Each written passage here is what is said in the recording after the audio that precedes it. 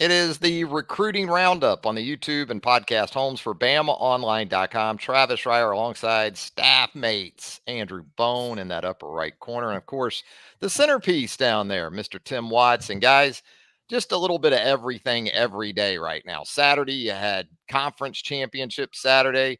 Then you had CFP selection Sunday. And now it is Portal Monday as the wave picks up steam in that regard. So, let's talk about a little bit of all of it. I guess first and foremost, Andrew, we'll start with you. Just sort of this reaction by Alabama targets since that win for the Crimson Tide over the Georgia Bulldogs, snapping UGA's 29 game win streak. Yeah, I mean, obviously, a lot of excitement, especially from the commitments after the game.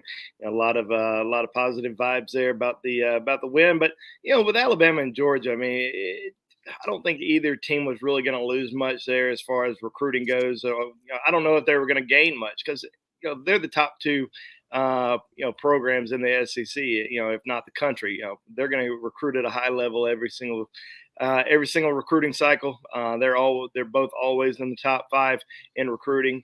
Georgia currently number one in this 2024 recruiting class. Alabama sitting at number 4. But a lot can happen over the course of these next 2.5 weeks. It's going to be interesting to kind of see how it all unfolds for Alabama with a few targets still remaining. We know Alabama finished with the number 1 recruiting class in the country last year, and we saw some of those guys on display throughout the season, and they were a big part of this SEC championship team. Caleb Downs, Caden Proctor. So really interested to see kind of who's going to be those impact guys next season. We talked about that a little bit last week on the show, but the fact that Alabama, as of right now, out of their 20 commitments, 16 of those guys are early enrollees. So, getting those guys on campus, especially a few of them coming in for bowl practice later on this month, going to be huge for them. But, we know that over the course of the next couple of weeks, it's going to be really interesting to see how it all unravels for Alabama. Tim, I wanted to ask you, does this change anything from a time frame perspective with some of Alabama's targets, or just the lay of the land from a recruiting and portal perspective? Because last week we didn't know for certain at all if Alabama would be in this position with an SEC championship now in its back pocket and a CFP berth. What does that look like now? Does it change any? Yeah, I think everything's changed just from a timeline. I mean, Alabama had their banquet last night. They don't have to rush out on the road. I think there's a sense of urgency, right? If you've lost that game, I think few less glasses of wine, and the award ceremony is not quite as festive as it could have been. You're probably hitting on the road. Alabama looks like they're going to get a little bit of time off and get on the road today. But there's just changes everything because the portal slows down for you. Knock on wood, most likely it slows down for you because now guys having to make this. If you're not in the playoffs, what are you deciding? Are you even playing in the playoffs? I mean, they're asking Bo Nix with tears on his cheek after losing the Pac-12 champion. I mean, dude is literally wiping sweat off his face, and they're asking him if he's playing. So you got guys that are going to sit out. Are you going pro? I mean, I see Georgia talking a lot about his Carson Beck going pro. So a lot of things have changed. So they're loving Monday. They don't have the case of the Mondays. They're loving where they're at right now. Yeah, you say hit the road, but I'm guessing there'll be a confluence of on the road, but then prospects coming to Tuscaloosa. Tim, how does that sort of work out here in the next week or so? Yeah, there's the official visitors this weekend. Andrew's got a good list. Him and Joseph have put together a great list of guys that are coming in. And, this class has been different. And we said it last year and nobody wanted to believe it because, you had such a huge class last year. It was a tremendous class size-wise and talent-wise. This year it's down. We said that last year. They didn't want to hear it. And I'll be honest, I think Andrew would agree. We expected more guys to emerge because even in a weak class, you see guys start to emerge. And I'm talking nationally, not just Alabama like an Eddie Jackson, but this year it's just really haven't seen that many guys. I mean, Alabama's been on a lot of the fast risers like Keywan Lacey, the running back. So, I think coming in with visitors this weekend, the coaches will be on the road. They'll bring them back in, probably Friday, and then they'll have visitors this weekend. And there are guys that are being talked about coming in for a visit behind the scenes that we're not talking about, not because we're hiding them. We just don't know them yet, but we're hearing some rumblings. What about that, Andrew? How's that shaping up in terms of the prospects that Alabama's looking to bring in? Yeah, obviously they're going to have official visitors over the next couple weekends. It's going to be interesting to see if maybe somebody that a couple guys that we've heard behind the scenes, and nobody that we're going to probably talk about just yet, but we have heard of a few names. And it's going to be interesting if Alabama decides to go in and they go see somebody this week. They decide to make a late offer. I don't know if that's going to happen. I think we've been kind of expecting it. I think Tim and I both expecting it because we see it every single year. But with the transfer portal and the amount of players that enter the portal, the amount of really good players, starters in a lot of different programs. I mean, you look at the transfer portal today, you're seeing Crazy. quarterbacks who are starting at major universities that I was shocked. Ohio State and Oklahoma quarterbacks. Yeah. Yeah, I mean, Tyler Van Dyke down at Miami, and there's quarterbacks all over the country that are entering the portal. But there's going to be players like that at just about every single position. So Alabama knows that they don't have to reach on high school guys when they know that there's going to be a really good, let's say there's a really good defensive lineman that enters the portal, or a defensive back that you can go after and you can sign, you can bring in as part of your team next year, rather than reaching on a high school kid that you're just unsure about, or maybe you've just only seen a couple times and just not comfortable taking a chance with right now. So it'll be interesting to see how these next 2 weeks unfold for Alabama. But this weekend starts official visits. One name that we will mention on the show, Steve Mbamua out of Quebec City in Canada. Steve. Yeah, he's just showing off. Shader's just showing off. I hope you didn't get it right, but I think you got it right. You did better than I would have. I hope his coaches are watching the show, but I think they do. So sorry, guys.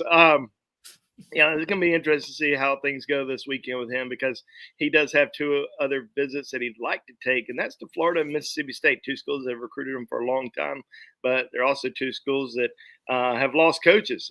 Florida lost their defensive line coach. Mississippi State lost their head coach, but they did return their position coach. What's his name? That played at or coached at Alabama, David Turner.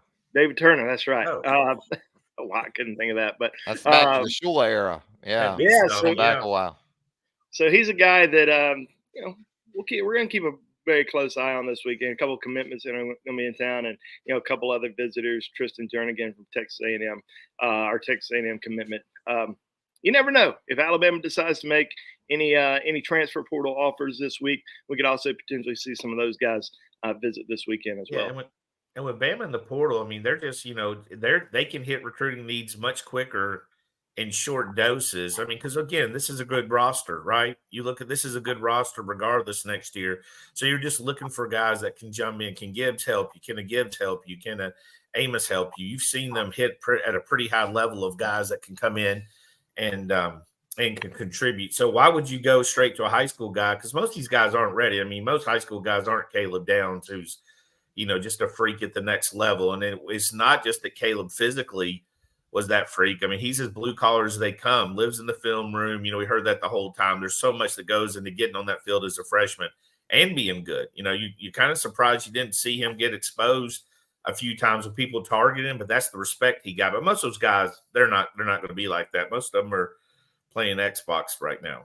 Guys, we've got double-barreled questions and comments coming from subscribers and viewers this morning. We opened it up for questions and comments on the Roundtable, or premium message board there at BamaOnline.com. So we'll start with Eva, Maddie, and Alice Pops on the Roundtable, who asks, I really just wanted to know the impact of reclaiming the top dog status in college football and what that would have on the 2024 class. It's late, no doubt. Just wondered if it might make some decisions go differently. What about that? I've never really known many kids that decided a college based on their a score of a football game. These games to me tend to pay off. It's almost like a huge junior day back in the day that didn't pay off immediately, but paid off down the road. I mean, it makes it a lot harder to recruit against Alabama. So as far as directly in 24, I think that class was so made. I think they were in such a good shape with the guys that they went after. I mean, a lot of this will be, you've got guys that NIL could come into play heavily too. So that's what it basically comes down to.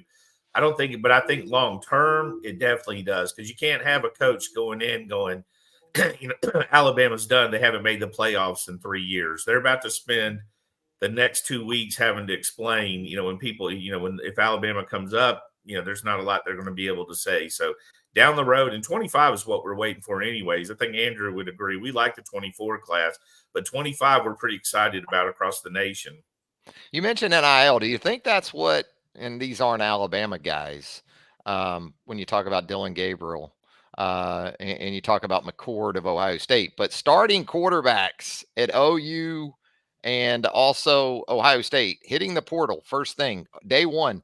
Do you think this is about leveraging NIL? Yeah. At least it's got to be at least in some part, right, I guys? think going to the portal is just going to the negotiation table, Yeah, right? arbitration. Yeah, Tyler Van Dyke last year. Hey, he's I'm hitting it looking again. around. He's I double might go dipping. to Bama. Oh, hold on. We'll meet with you this afternoon. Hey, I'm staying. You know what I mean? Like, there's some threatening guy. Hey, and good call, Miami, by the way. But they, yeah, I think that's where the negotiations start. And I'm not going to blame them. I mean, you're basically on a 1-year contract when you're in college, and those quarterbacks, they're gonna make you or break you for a lot of these new coaches. Hey, Andrew, I'm going to go ahead and hit you with this one, because you knew it was coming as soon as you saw it on social media, right?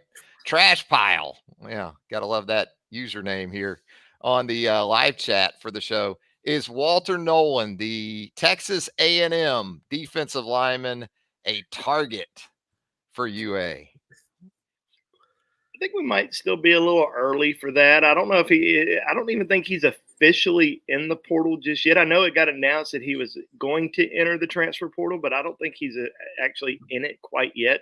So we'll usually confirm on the BOL roundtable. Once players officially get into the portal, we'll make a confirmation. Obviously, Walter Nolan will be one of the biggest names on the transfer portal wire. Gonna be interesting to see what happens with him, because we know that when he signed with A&M, there was a lot of talk that it was a significant NIL deal back then. So what's it going to be this time around? There's probably going to be some schools that aren't going to make a run at him just because of that. Is Alabama one of them? We'll just have to wait and see. A lot of it's with Alabama and the transfer portal. Like Tim said, it really needs to be about positions of need. Is it a good cultural fit? You want to bring these guys in, get them around your team. Alabama, for the most part, isn't going to just take somebody immediately from the portal. They're going to want to bring those guys on campus, spend just a little bit of time with them, and then make those decisions. Obviously, there's some situations that you just can't wait. You're going to have to make a decision. But I think for the most part, Alabama is going to at least try to wait and bring these guys in before they say, "Hey, we want you on our team."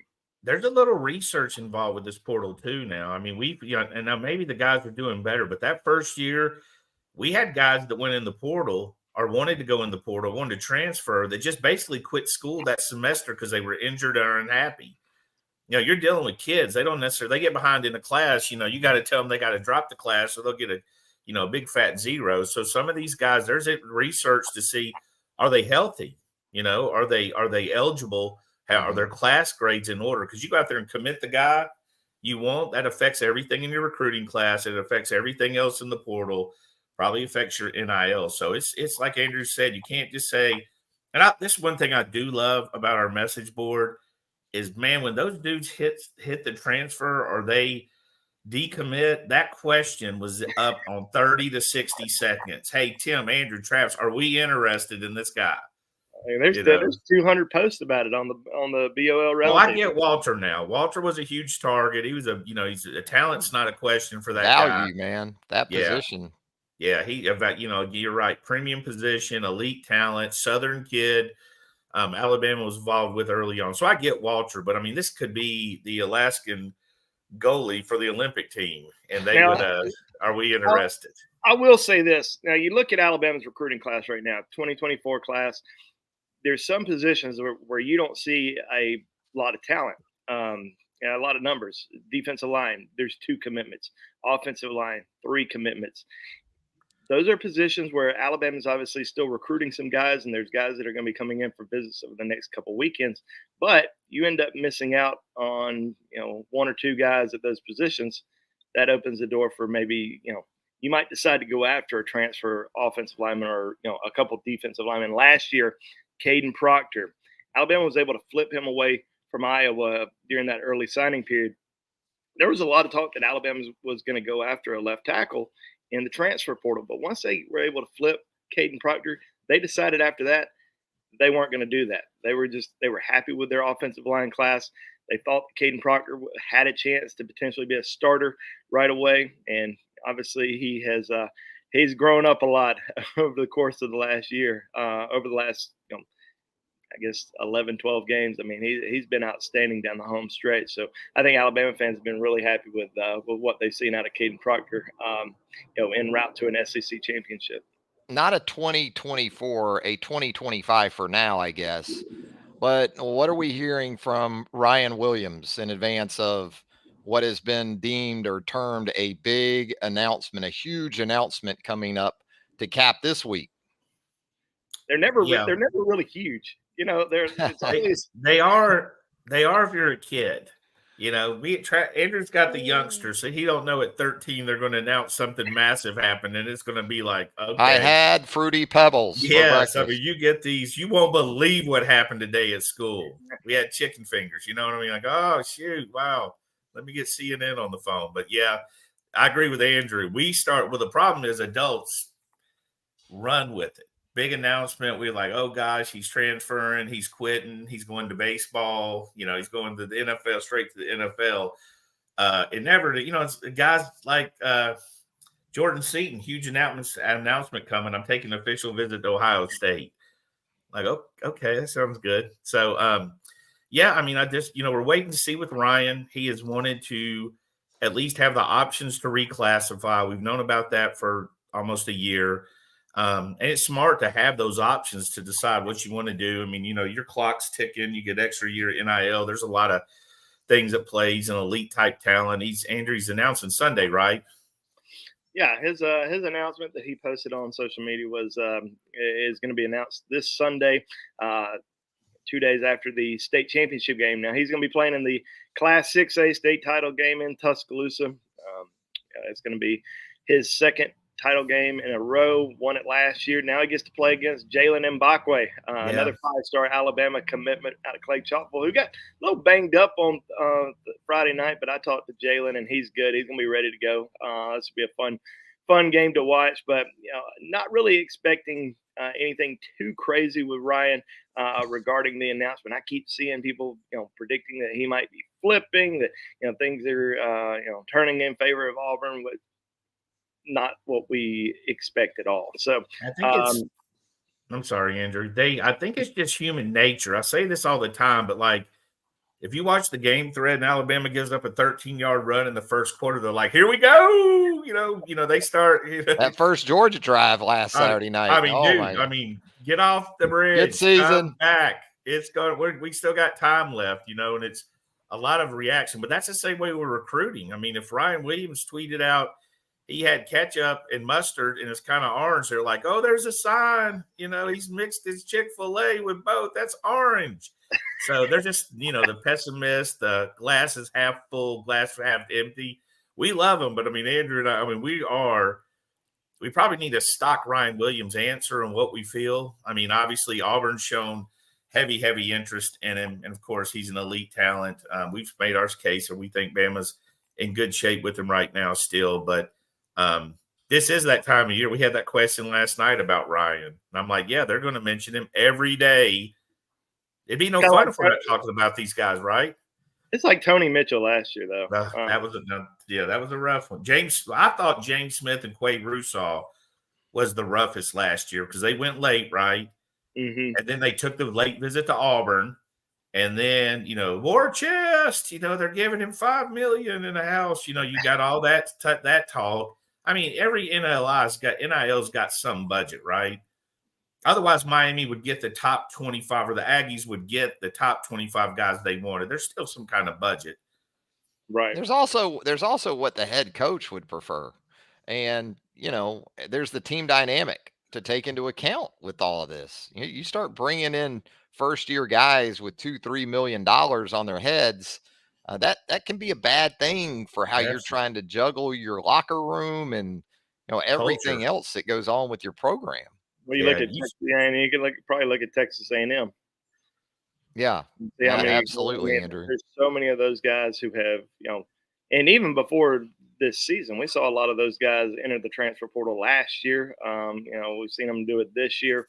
Obviously, the coaching changes have affected that, but Texas A&M's roster was absolutely stacked with talent, and it's still kind of a surprise that they finished the way that they have the last couple of years. But I'm interested to see how Mike Elko does out there, especially with all these big names that are on the team currently that are now entering the portal and trying to get out of there.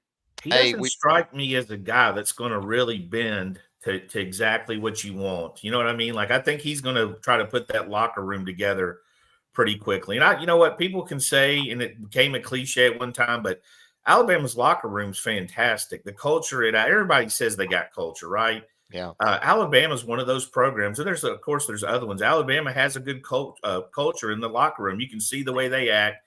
We've talked about it several times. Jalen threw a pick, and I looked up, and half the team, it goes back to this. Ty Simpson, where he had the long run and had the fumble, right?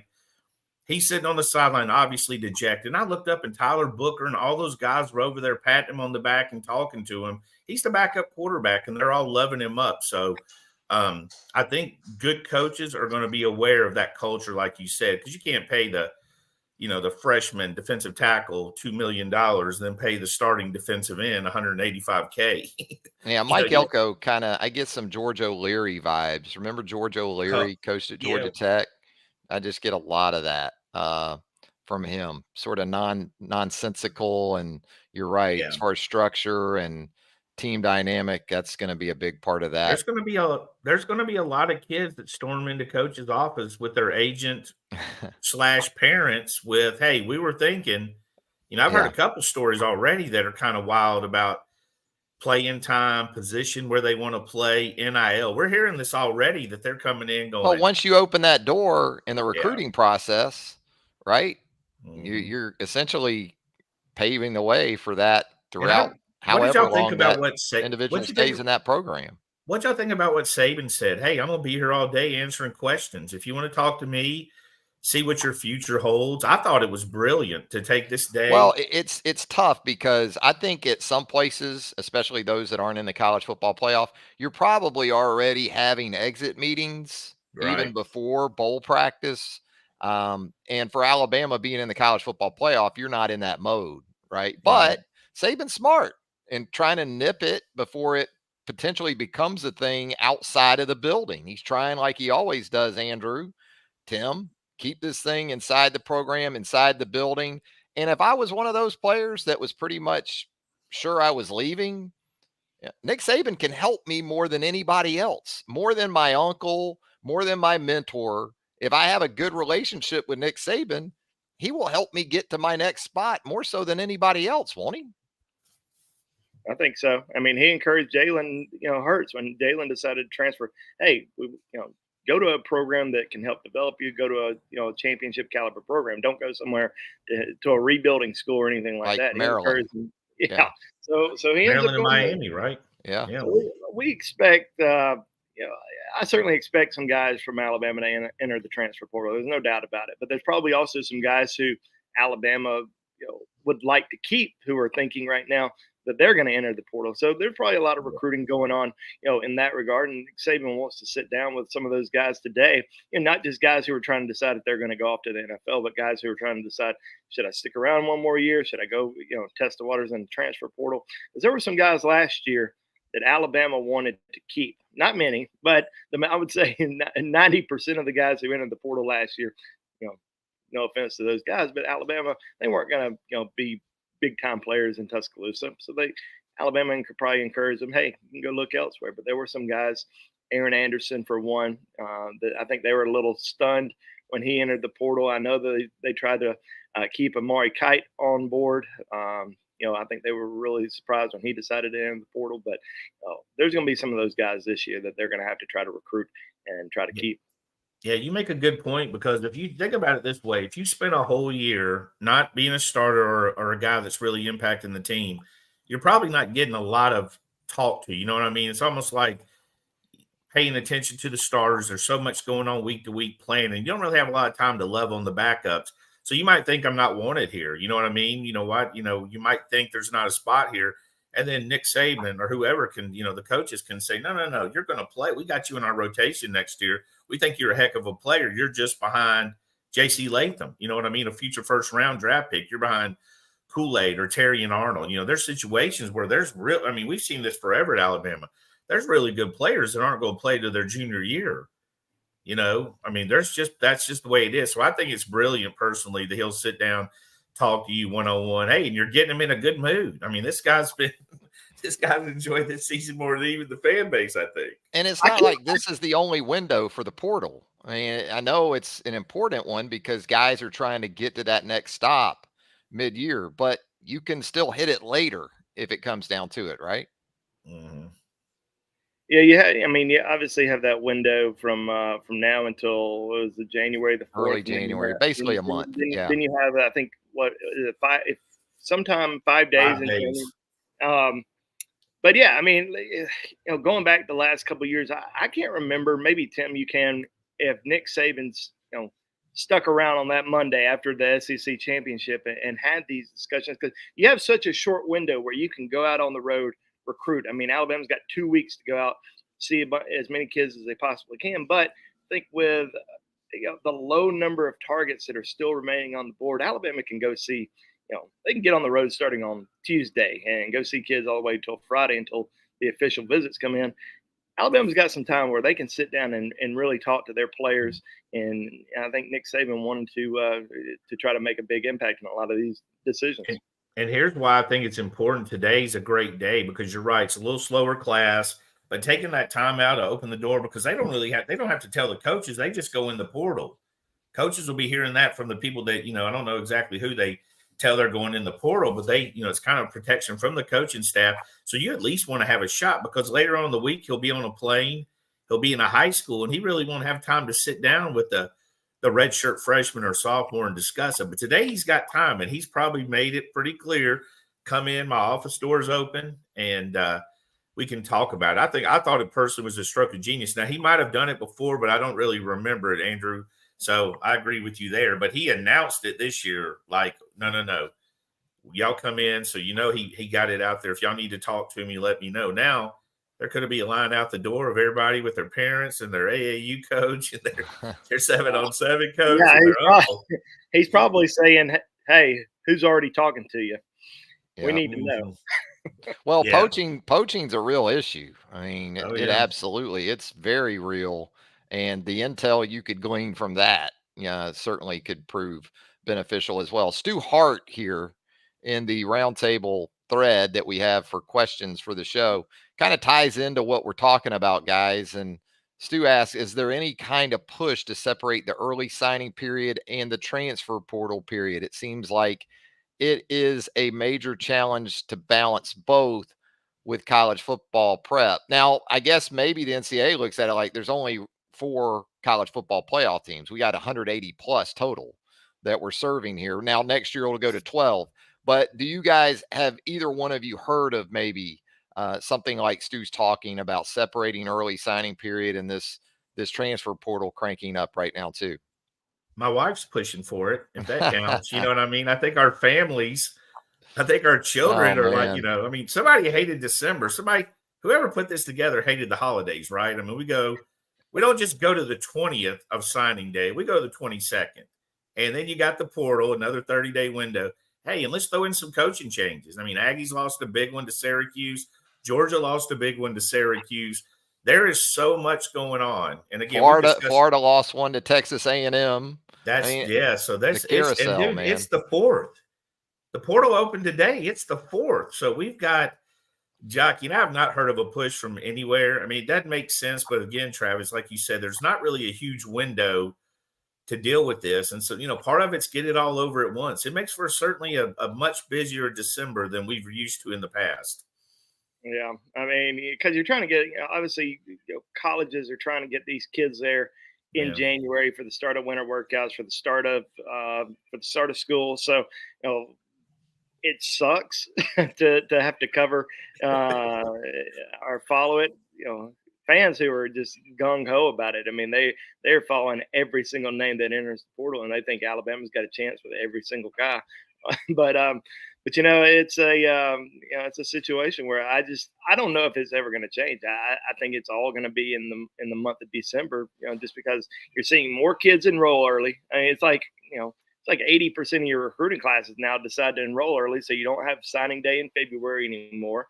Like I said, in the transfer portal, kids are trying to get on campus, trying to get acclimated to their new surroundings. So I mean, I think we're just gonna be stuck in December for covering portal and the early signing period for hey, it's good for business. I will say they did do us a solid, though, if you think about it. Kind of messed up our summer, but imagine if all the official visits were this month.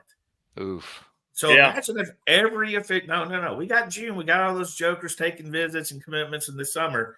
Imagine if it was old school and everybody was taking visits, because you got coaches fist fighting in front yards, headlocking, trying to get that visit on that last weekend before I guess signing you could day. still push some of that into January, but the point is a good one, boy. It would be pretty jacked up right now. I'll tell you where it stinks is that you've got 4 teams that just got announced as college football playoff participants yesterday, and within 24 hours, well, other than the controversy surrounding Alabama and Florida State, it's like we'll check back in with you guys in 3 or 4 weeks. The build up to the college football playoff, I think, loses some of its luster with everything else that's going on off the field. Yeah, I think this is a good year, though, to talk about I mean, obviously the blowback to me, I think a lot of people knew Bama was maybe getting in over FSU, and they built it up just to have something to talk about of there's no way they should get in, because you got a case for Alabama to get in, right? You got to be a complete jackass to pretend there's no case for Alabama to get in. Now, a lot of them are jackasses, so that's fair. But there was a case, and I get the Florida State argument too. But yeah, you're right. I mean, it's just there hasn't been a lot of time for celebrating. But I will say Alabama celebrated. They had a banquet last night. There's a lot of guys that slept easy. The Saturday night vibe when Alabama got home from that coaching staff was very, very relaxed. I mean, and it's such a vacuum they live in anyway, right? I mean, the outside world honestly doesn't have much of a chance to impact them, I guess. Yeah, Andrew. if you're a coach and reading social media, you really probably not as good a coach as you could be, because that thing will suck you in. Guys, anything else? Andrew, what do we need to be especially on the lookout for here in the next couple of days? That's how we like to wrap this thing up, is kind of Andrew's point of view. Obviously, it's going to be busy on the transfer portal, with so many names. As far as Alabama is concerned, we're keeping our ear to the ground. We'll find out, whoever Alabama's going after, we'll be able to update that on the BOL roundtable. Big week for Alabama coaching staff as they're going to be hitting the road, going out, seeing all of their top remaining targets, but also seeing a lot of their commitments. You'll see Nick Saban, making a lot of in-home visits. They'll have official visitors this weekend. We'll keep everybody updated on BOL. We're also going to drop a Bama big board. The Alabama big board is going to drop. It's going to be a list of Alabama's top remaining targets, where things currently stand with these guys. So we'll drop that out later tonight. So be on the lookout for that. But we got a lot of great content that's going to drop on Bama Online over the next several days and leading up until the early signing periods. Be sure to. What about it, Uncle Tim? You got anything for us as we get out of here? All right, children, gather around. No, I really don't. I mean, I was even thinking like Michigan, Alabama battles just to kick this off. I came up with Sean Alexander and Dax. You know what I mean? That was the two. Ooh, Dax Hill. Dax. That was a rugged one. Me and Andrew. That was Marquise Mays. Yeah, that's true. That's a big one. The Dax one worked out pretty well because Dax flipped from Michigan to Alabama, which kind of shocked everybody when it happened. And then there was some discussions about, hey, only being the not taking another safety in the class, and Alabama said, no, we're going to take another one. They took Jordan Battle away from Ohio State, and Dax Hill ends up flipping. How about that? A couple Yeah, rivals. well, that one was just weird because Dax wanted to go to Bama, and his dad loved Michigan, loved the education, loved the Michigan man thing. So that was a good battle. Very odd because the kid's from Oklahoma too. You know what I mean? They're just like we're leaving one way or the other. But no, I don't really have a lot. I'm looking forward to seeing what happens. I don't mind the busy time. I do my Christmas shopping in November. So Yep, Dax went to Michigan, and then that 2020 Citrus Bowl, Sark drew up a post to Jerry Jeudy on about the first play of the game with Dax in coverage, and it was yeah, taillights with Well, Jerry Jeudy. didn't tough end guy to go well. against. Dax Hill, a good player. I mean, talented guy, Yeah, play first round pick, I star, think, play wasn't he? safety. Yeah, absolutely, no doubt about it. Yeah. All right, guys, it's been a lot of fun. We'll go ahead and call it a wrap for the latest edition of the Recruiting Roundup here on the YouTube and podcast homes for BamaOnline.com. Andrew, thanks, man. Thank you, guys. Hey, Tim, thank you. Hey, Travis, thank you. Because you know what's coming. For Andrew Bone, Tim Watts, Andrew Bone, Travis Reier, thanking you for joining us right here on the Recruiting Roundup. And until next time, what is it, Tim? Hey, so long, everybody. So long, everybody. We'll see you on the round table. Hang out with us.